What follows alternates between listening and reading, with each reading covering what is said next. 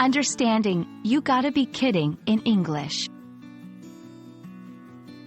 Hello, everyone. Welcome to our English language learning channel. Today, we're diving into a phrase that might sound playful but is quite common in everyday English. You gotta be kidding. We'll explore what it means, how to use it, and in what contexts. By the end of this video, you'll feel more confident using this phrase in your conversations. Let's get started. At its core, "you gotta be kidding" is an expression used to convey disbelief or amazement. It's similar to saying, "I can't believe it," or "Are you serious?" When someone says this, they're often expressing that they find something surprising, shocking, or hard to believe. It's a very informal phrase and is mostly used in casual conversations among friends or acquaintances. Expressing surprise.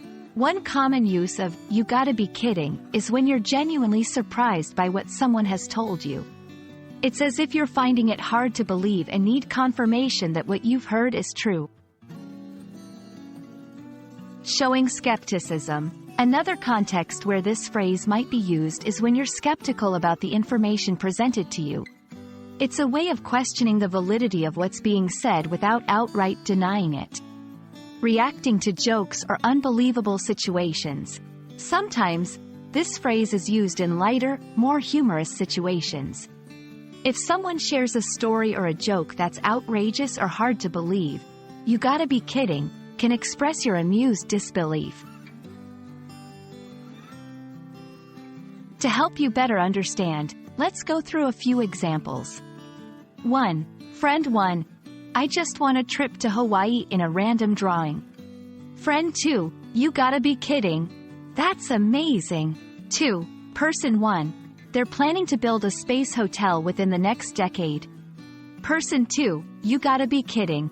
That sounds like science fiction." 3. Colleague 1. "I accidentally sent our holiday schedule to the entire company." Colleague 2. "You gotta be kidding. How did that happen?" And that wraps up our exploration of the phrase, "you gotta be kidding."